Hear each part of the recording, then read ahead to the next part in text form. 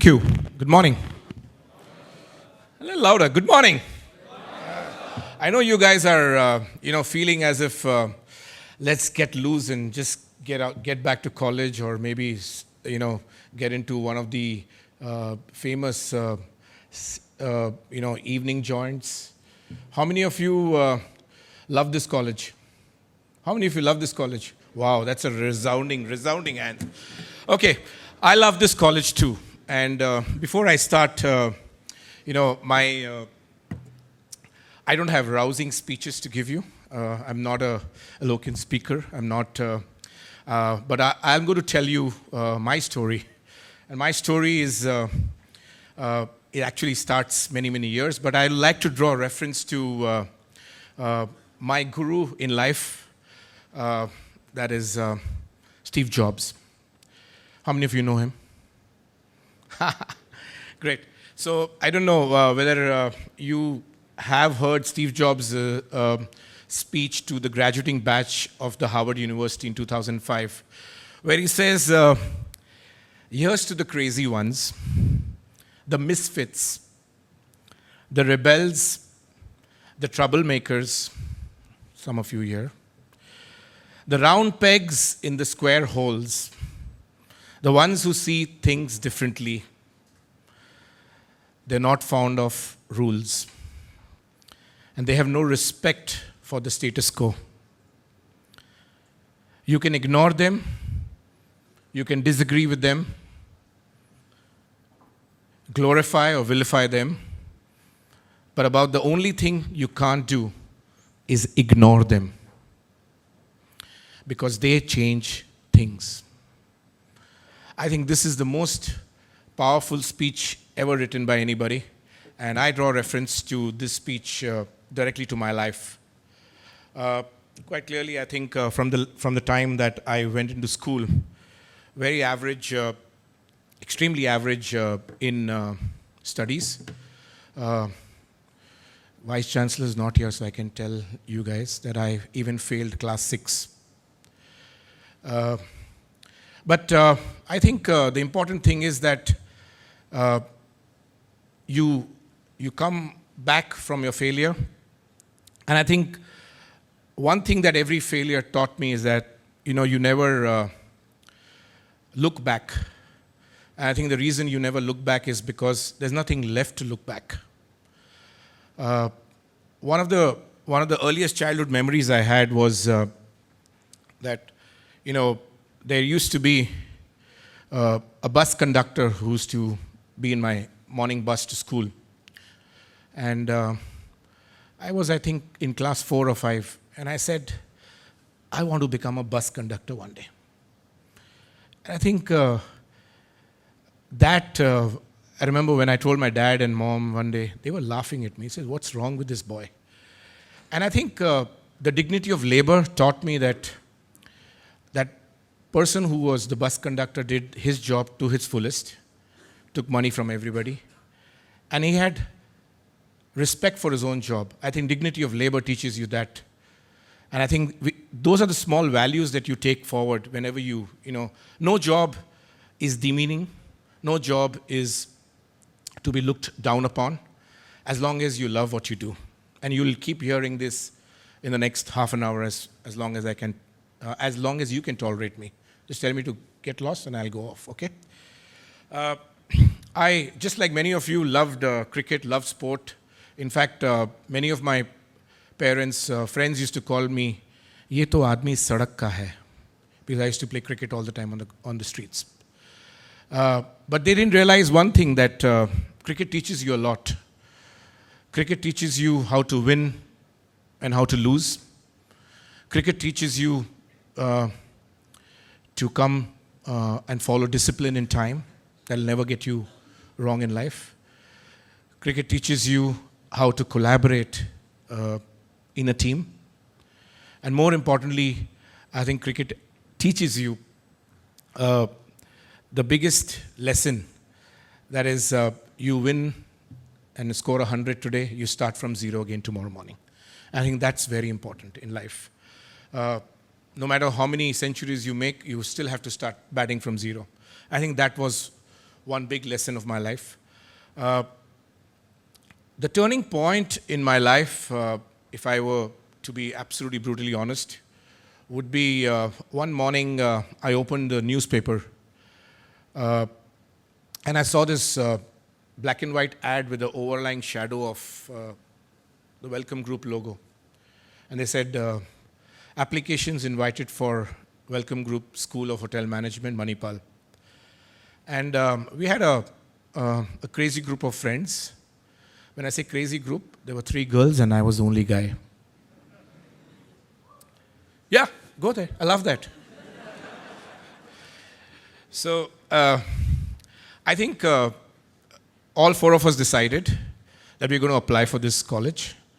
The exams were, entrance exams were around the corner, and we applied and sat through the various rounds of, they used to have these discussion groups, and then you used to select people, and then the written exams. And when the results came out, all 4 of us got selected. And it was lovely because then all 3 girls and me, we'd go to Manipal and start a new life. It was very exciting. So we all agreed that we're going to join this college.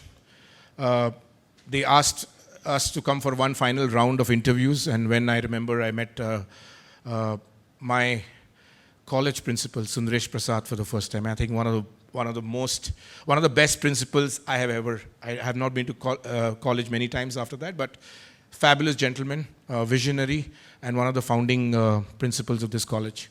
I think 2 or 3 of you in this room may have interacted with them. Vidya, ma'am, and Srilata, ma'am. I think I only know 2 faces because I think when I came to college 27 years ago, many of you in this room are not born. Right? It really makes me feel very ancient, okay? Very ancient. But I think, so coming back to the college life. So I was all set. We had to take a train from Calcutta. I used to live in Calcutta those days. To take a train. How many bongs in this room? How many bongs? Oh, not many. Not many. Oh. Amiyo Bangali. And then we all sat in a train, not knowing what our lives have in store for us. And 3 of the girls never showed up. They never showed up because their parents didn't allow them to leave college, leave home and come all the way to Manipal to study. And by the way, in those days, hotel management was the last option any parent would allow their kid to be. And I see the young lady nodding her head because, like Professor said, you can either be a doctor or an engineer, but you cannot be a waiter. Right? And that's the day I decided. I said, I don't know why these girls didn't come. I sat in the train all alone, Calcutta, Howrah to Madras Central. Then Madras Central, you change a train and then come to Mangalore station. Then Mangalore station, you get off and you take another bus and travel 60 kilometers into Manipal. I landed Manipal not knowing what it was. Finished my interviews. The same day, the principal said, you are selected. Please, they released the merit list, or the list they had. I was number 2 on the merit list. I never saw my name used to in a notice board up there. I always used to look at the bottom rung. And I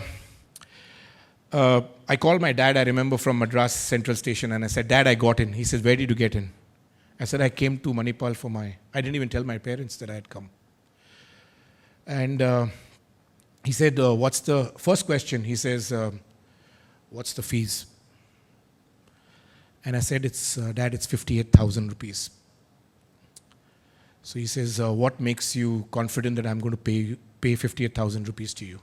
I said, Dad, I spoke to the principal and I told him, can I pay you in installments in 3 years? And I remember when I told this to Mr. Sundaresh Prasad, and he looked up to me and said, nobody's asked me that question ever. So, one lesson for all of you. Be a Besharam and ask the stupidest questions. You'll be surprised that you'll get the answers what you want. Sundesh Prasad allowed my father to pay my college fees in 3 installments, 19,000 rupees each every year. And that became a norm in the college subsequent years. I don't know whether it was till a long, long time. So maybe I was a scriptwriter for the EMI scheme in colleges. Joined college, and when we arrived here, they said, you're the second batch of the WGSHA under Welcomgroup school. Those days, it used to be called College of Hotel and Restaurant Management, CHAM. And we were the second batch under the WGSHA banner. And in my mind, I was very clear, this was a 3-year paid holiday welcome break at Welcome School. I was very clear that I would not be going to college to study, but I would go to college to enjoy, to meet people, to make friends, to live my life. And that's exactly what I did. In fact, yesterday, Vidya ma'am met me after 27 years, and she said, you still owe the only book you ever borrowed in college. I still can't find that book in college. So, broke all rules. I still remember in the 4th semester of my French class, which I never attended for 3 semesters, all my friends introduced me as, sir, new boy has come today, sir, new boy has come. So that's how I lived college. Don't follow these rules, okay? What I'm telling you right now, don't follow. You're not allowed to follow these. You're only allowed to listen and take it out from here, okay? Because the college has changed a lot. But one thing that the college has changed, which I deeply regret, and I can say it very, very clearly, and I told this to Dr. Ranjan last night when I WhatsApped him, that there's no ragging in college. I really, really regret that. Because I would say ragging is important for everybody who enters college. It's very important. Not to boast that I ragged my wife, who was my junior. For 1 month I ragged her, and she rags me for the rest of my life. But I really love her. And by the way, I fell in love with my college mate, my junior in college, and this year we'll be 25 years married.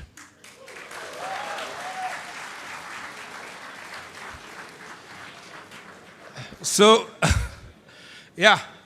So, coming back to the serious part of college, I think the rain walks, the bun masalas at night, standing outside B block and looking which girl is going to come out tonight with me. Don't put your head down, boy. This is part of life. If you're not doing this, then you're not enjoying your college life, right? Every semester, one new girlfriend, very important. Every semester's end, you dump that girlfriend, and then you go to some other way. All the girls, don't look at the boys, okay? Enjoyed my life, enjoyed music. I used to sing a lot. In fact, Srilata ma'am said, the only memory she has of me is I used to sing. Just now she said that, right, ma'am? She doesn't remember me attending her classes. Statistics, anyway, I was 0. Right? But Vidya ma'am was very kind to take me around the college. I remember we had 4 burners, and we were 40 students trying to put our hand in burning or getting the, what's it called? The hollandaise sauce. Yeah? Today you have 400 burners. I don't know whether 4 students can stand. Can you stand there and make the sauces there? So I think it's very important that you must thank your institution and your college that you are blessed with an infrastructure that the college has invested in that never existed when we were here. We were only showed pictures. This is how your college building is going to be. We never lived that day in college. So you're blessed. You're blessed at a time. You're blessed to be in a college that cares, that follows the principles of Manipal education, which is inspired by life. Very, very important. You're all here for a purpose. The purpose can change. The purpose changes for everyone. In fact, I was doing we were in IIM Ahmedabad earlier last year. And they said about 74% of the millennials today don't even understand or don't even know what they're studying for in life. About 80% of the young millennials, okay, don't even want to do a job. They want to do something on their own. These are very, very game-changing life statistics for all of us. College is perhaps the best time of your life where you can plan your life, make the best friends. And this college has a reputation. This college has a reputation for building great leaders.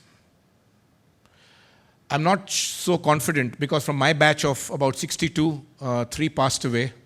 59, out of 59, 32 of us met on January 27th in Goa. After 25 years, yeah, we met them. And we realized that out of the 58 of us who are alive today, only 3 are in hotel management.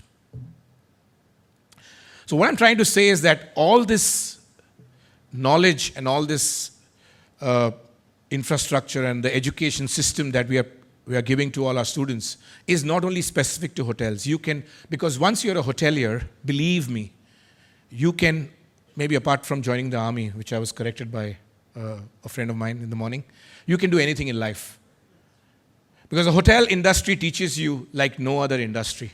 It teaches you to look into your shoes and let you know if they are shining. If you're not shining, you're not a gentleman. If you're not a gentleman, you have no space in the hotel industry.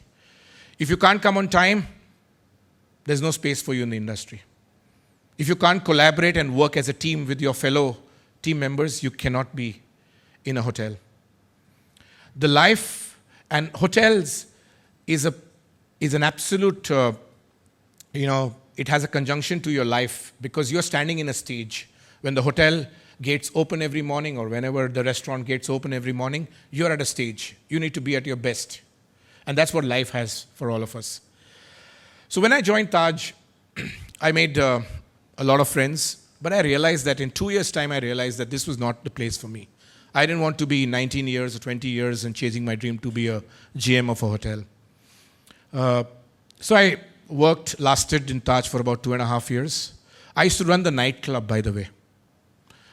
In Taj, there was a nightclub called the Incognito, and I used to be there. So every night, people used to go to home to sleep. We used to come to work. I did that for about 2 years. Went to work at 4 in the afternoon, came back at 6 in the morning for 2 years. Then I realized that I had this uncanny knack of knowing and being my extrovertish behavior. I started, having friend circles and friends from the nightclub who could spend that much money in a night that I couldn't even afford in a month. And that's the time you realize that you need to choose your friends. You can't be with friends who have so much money and so much of a lifestyle that you feel lack of confidence in front of them. Very important to have your circle of friendship. I'll come to that separately. I realized that Taj was not the place, and somebody from another smaller hotel approached me and said, I want to open a nightclub which will compete against Incognito.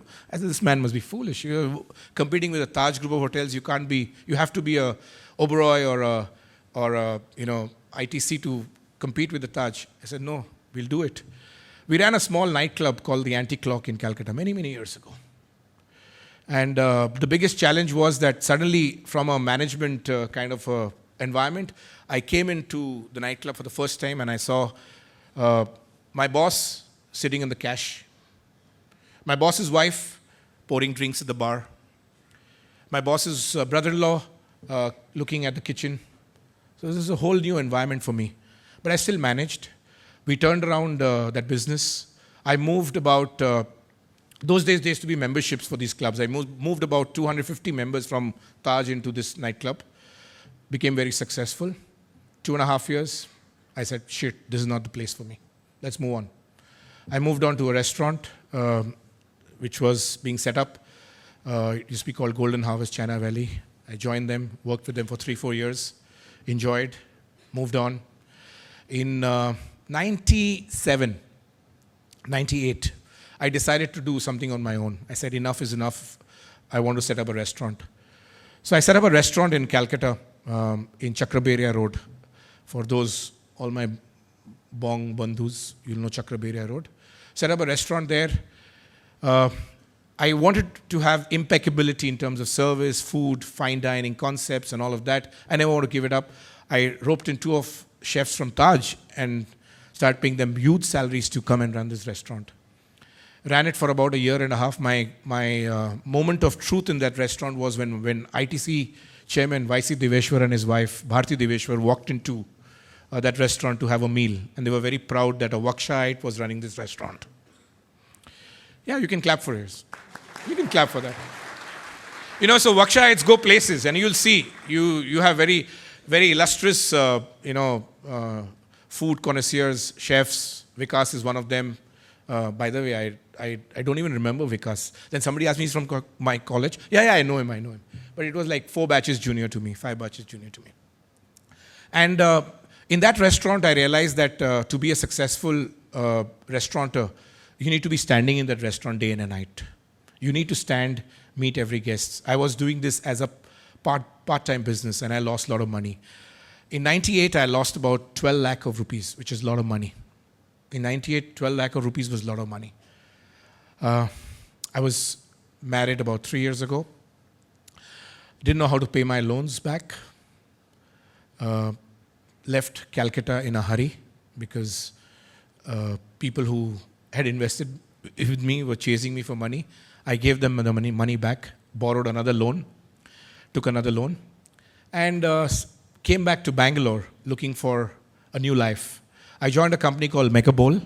Those days, Mega Bowl used to be a bowling company. And my job was to run these family entertainment centers and sell bowling lanes.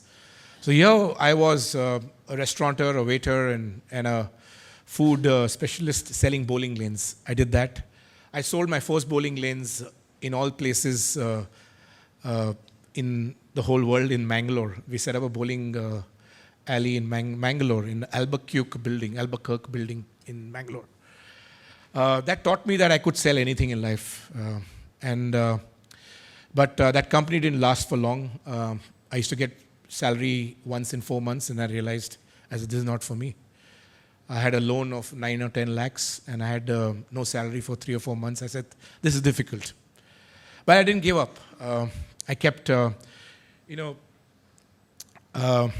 didn't give up, and I met somebody at a birthday party, and he mentioned that, why don't you join real estate? So I said, what are you talking about? A hotelier, I don't know real estate. I don't even know how many square foot in an acre. He said, don't worry, we'll teach you. I took that leap of faith, joined real estate, and joined a company called RMZ. I don't know, many of you in Bangalore would be knowing RMZ today. I started in that company leasing buildings where we had to lease buildings at a particular rate. And we used to have these brokers who could help us to lease these buildings. I worked with them for about 11, 12 years. And in that 12 years, I traveled the world. I learned how to make presentations. I never knew even how to use PowerPoint those days. I traveled the world. I met clients. When we started, we had 3 tenants in our building. In 2012, when I left the company, we had 390 tenants. I leased about 15 million square feet of space for RMZ. And that's a lot of space. Each of those leases that you sign, you sit with distinguished lawyers and negotiating contracts and other things. And then I realized here's this man sitting negotiating contracts and leases who didn't even pass business law in school, in college. So what I'm trying to say is that education is very important. All-round education is more important. But what is more important is to learn the life's lessons. The lessons that life teaches you day in and out are extremely important. Again, for 12 years I was in one company that was too long for me because normally I lose my patience in about 2 or 3 years. And especially professionals who are sitting here, they know what it is to work in one company for many, many years. You really need patience, you need resistance, you need resilience, not resistance, you need resilience. you need patience, you need something that is in your mind that says this is the best thing in your life for you.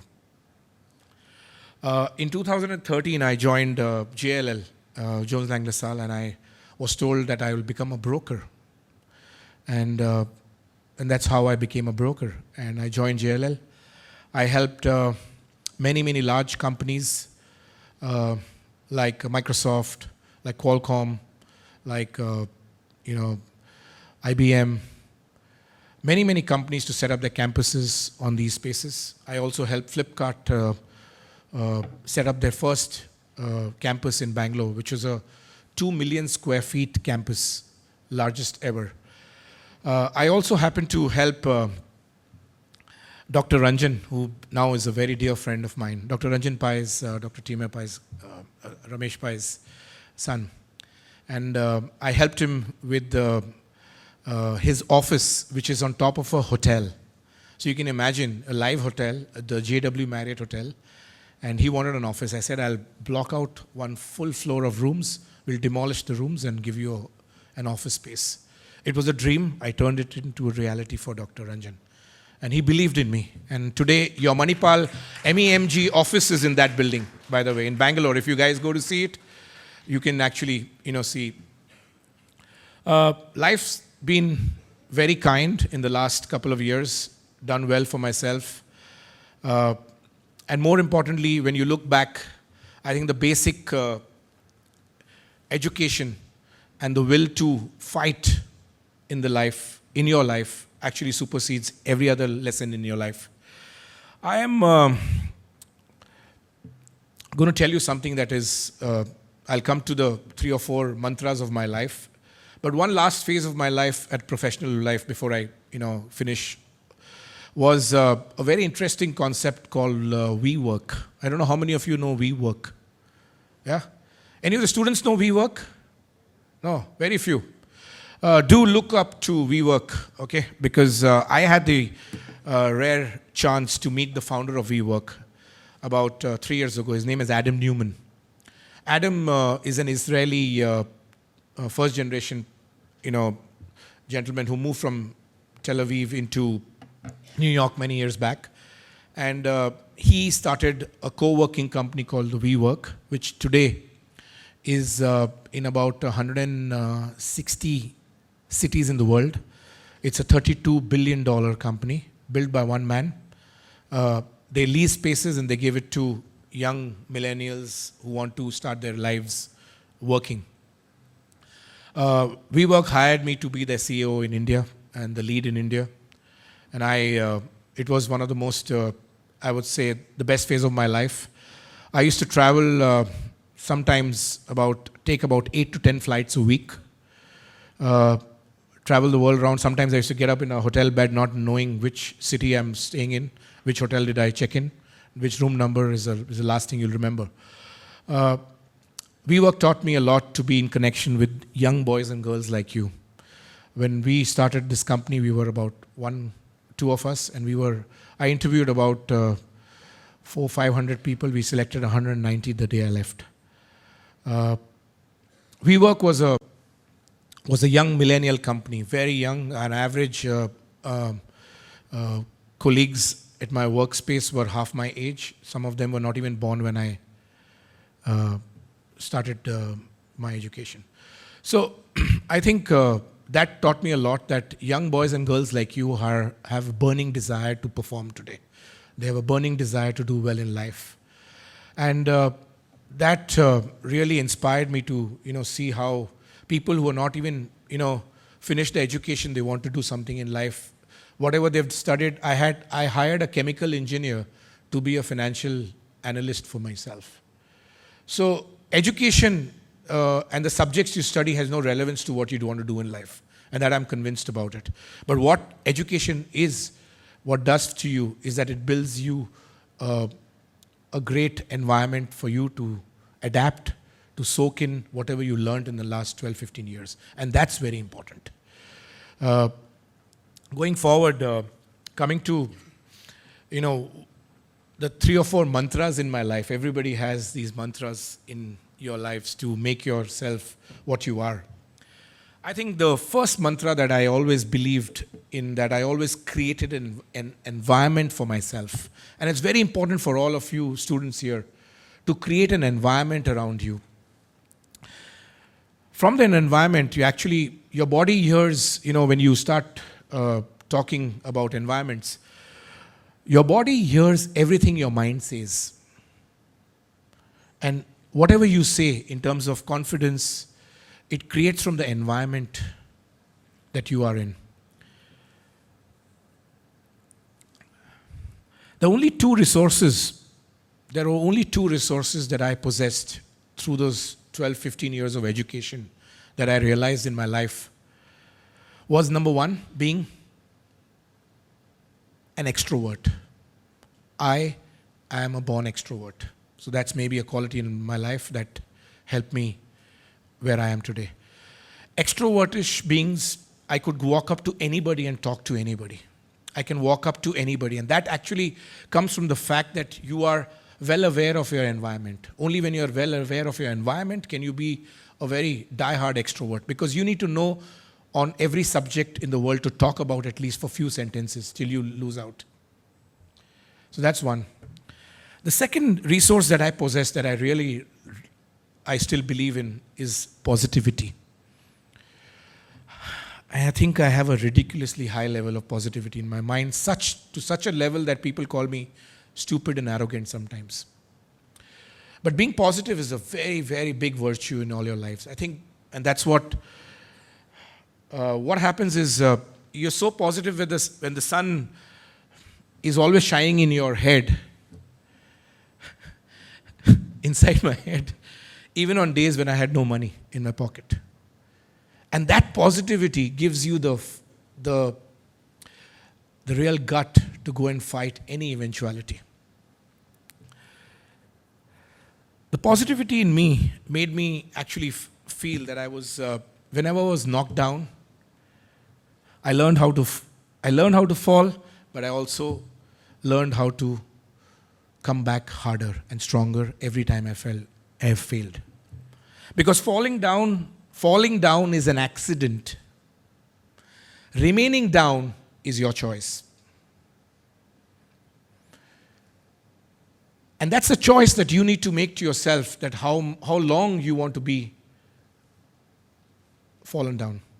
You need to come back stronger and stronger.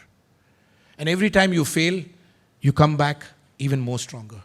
And that's the resilience that all of you must take as a virtue from this college, because this college teaches you that. You may burn your hand, you may slit your finger chopping, but you all come back to college again. You may have a terrible semester, but you come back next semester fully fresh and start life again. It's very important that you start from scratch every morning. Remember that 0 and 100. Remember that in your life. Virat scores a century today. Tomorrow morning he starts batting from 0. And that's very important.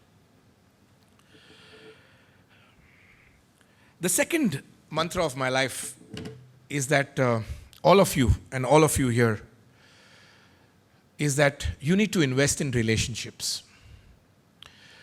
I think companies form strategies, companies form, huge product lines to sell all their stuff. But if you don't have the sales guy in front who believes in relationships, you will not be able to sell your product. The bond between a product manufacturer and the user of that product is bound by a relationship. The relationship may be with person or with the brand. And that's very important. And those relationships actually help me to do what I did in life, because I'm a less than average student. I came number 2 on the merit list when I joined college. When I left college, Srilata ma'am, 58 out of 60? Yeah, maybe 58. So what I'm saying is not important, but I'm not telling you that you don't study hard. No, I used to study hardly. That was a different thing. But what is important is that use this period of your life to make best friends, to invest in relationships, to learn experiences, manage your environments. These are the things that will take you places in life. Somebody asked me about 2-3 days back, I was in a flight to Bombay and they said, so you've been in the system for many years in the professional world and what's your wealth creation plan? So I just took out my phone and showed him my wealth creation plan. You know what it is? On an iPhone, if you scroll down your contacts, you show you the number of contacts you have. I showed him my contacts and he kept quiet. I have 10,000 plus contacts on my phone. And that's my wealth creation.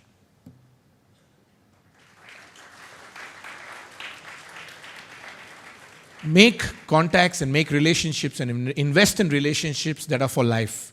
Don't be an ordinary car salesman who sells a car and never shows up.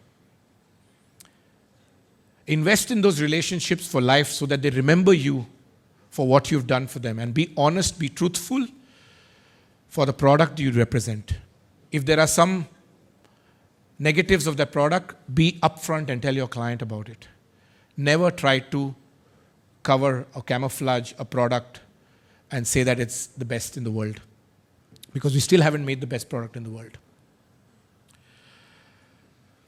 The third and the most important mantra of my life, and which I want to share to all of you, is that choose your partner correctly. A very important part of this life is your partner that surrounds you. For the lovely girls who are there, choose your man of your life correctly. For all the guys who are there, please choose the woman of your life correctly. Because that is the most defining moment of your life. Because a person's success has got a lot to do with the partner he chooses to have in his life. We are all, you can't choose your family, right? You're born into a family. You can't choose your parents, right? Because they brought you into this world. But you can choose your partner. You can choose your friends. You can choose your inner circle of friends. And more importantly, your partner in life. Because true partners never get impressed with your bullshit.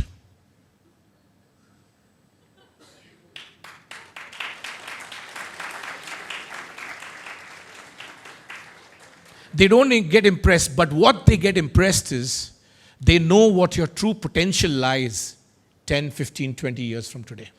And that's very important. A true partner, they always say that behind every successful man is a woman and all of that. I don't want to be sexist here. Women also, very important. You need a man behind your life to be successful, right?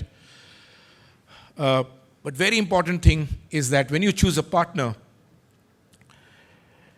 that partner motivates you, stands behind you, is through all your joys and sorrows together.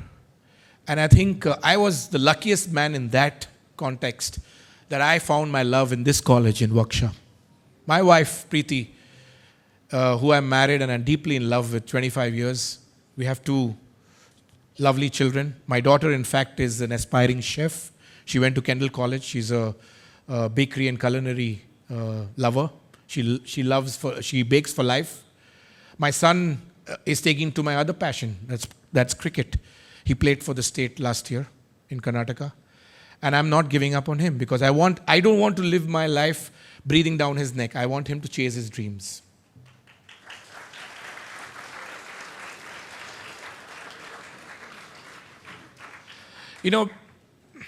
How good are we doing with time? Please tell me if I'm talking too long, please. Shilada, ring the bell. I can go back.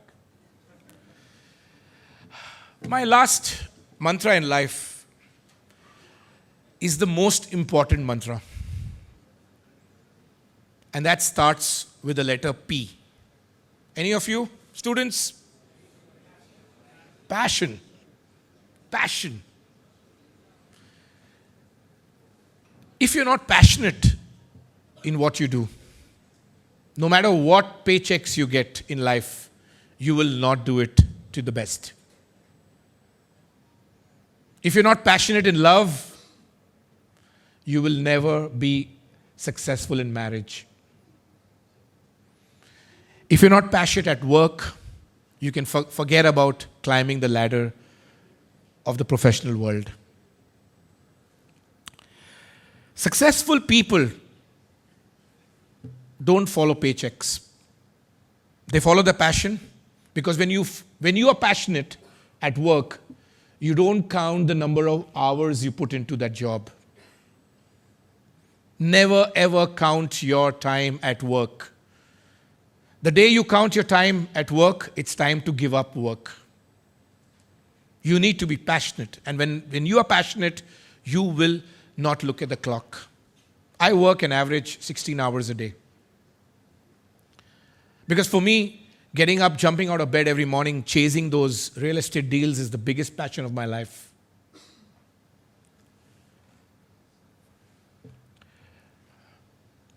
Chase your passion and money will follow.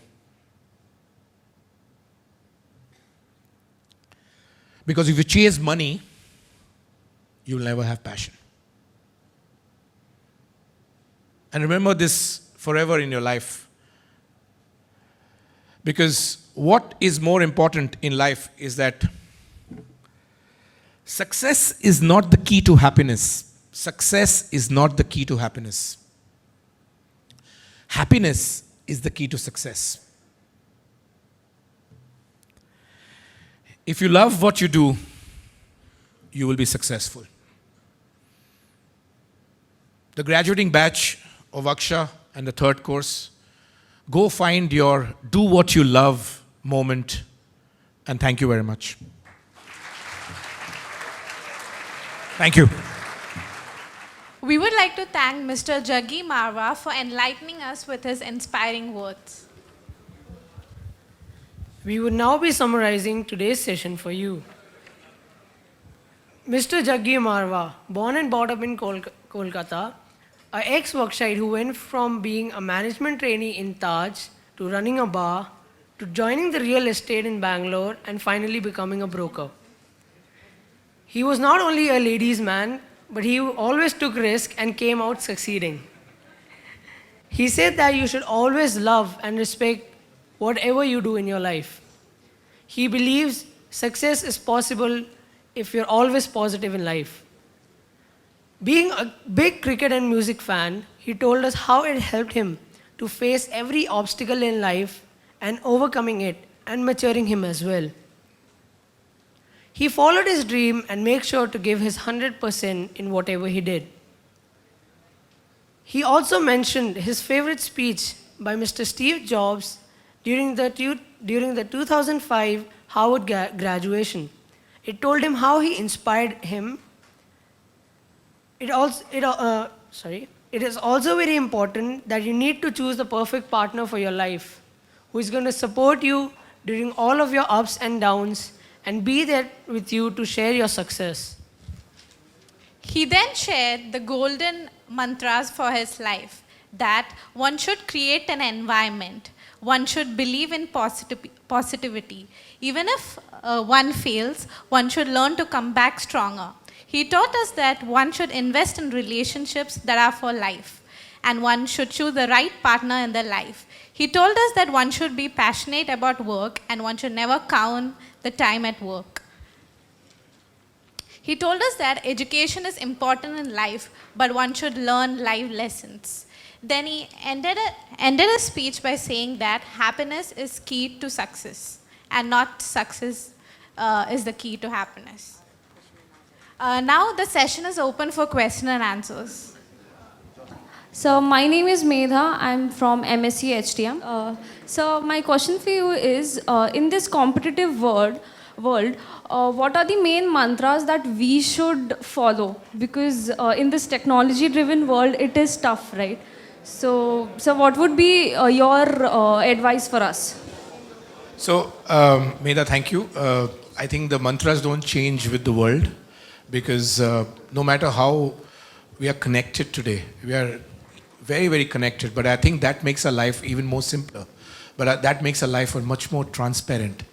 I think those four mantras that I shared with you, One is managing the environment, being positive, invest in relationships, and more importantly, passion. I think those things don't change. Even, I think for the next 10, 15, 20 years, will not change till something superlatively comes and changes things. So I think if you remain focused on these 3, 4 things and choose any 2 or 3 of them and say that I'm going to make the best use of them, I'm sure you'll be successful. Yes. Good morning, sir. So my question to you is, what are the top 3 qualities according to you for success? Oh, I wish I had the answer. I would be more successful.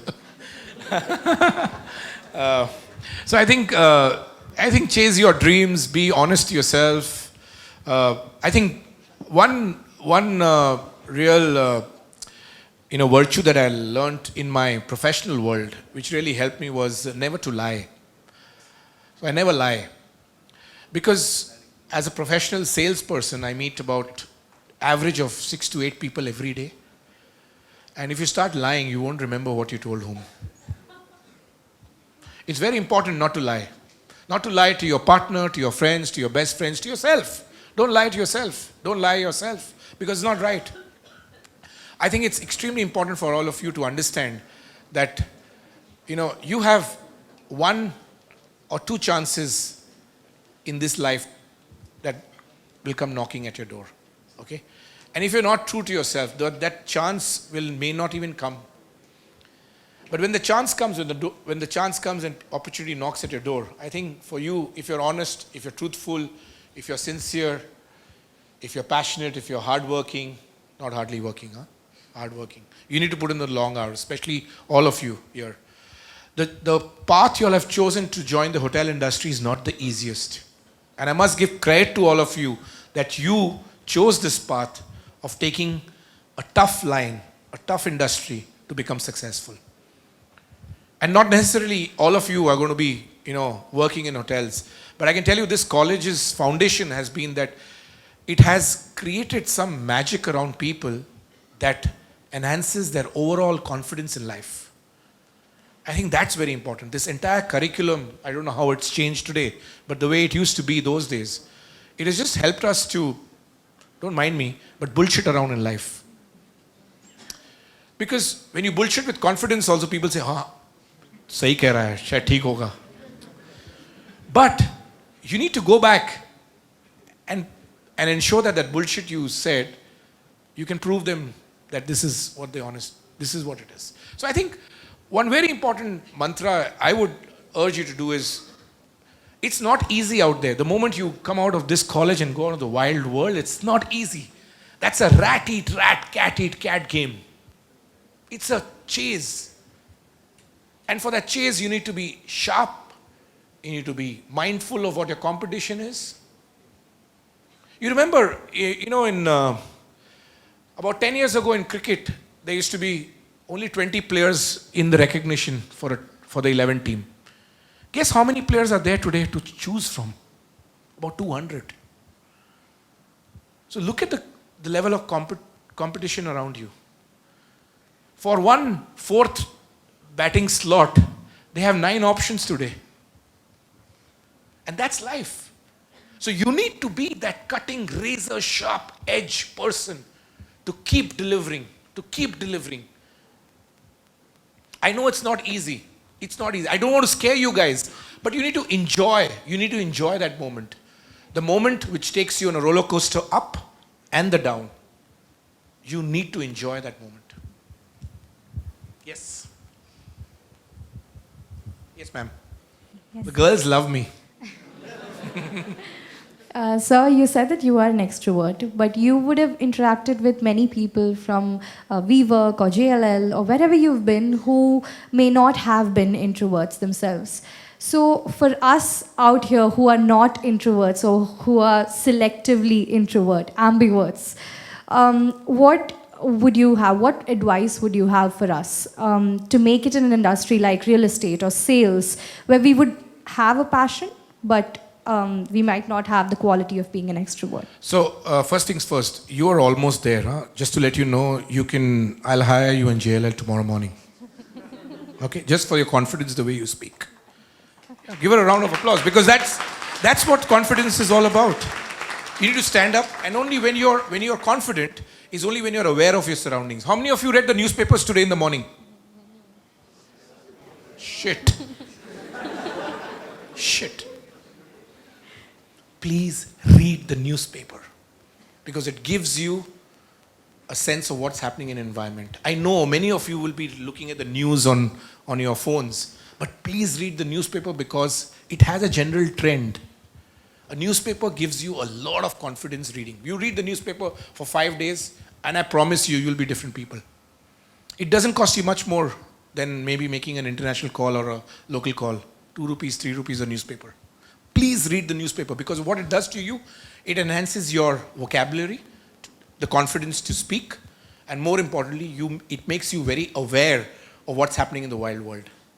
So you can talk about any subject to anybody. Right? So I must tell you this.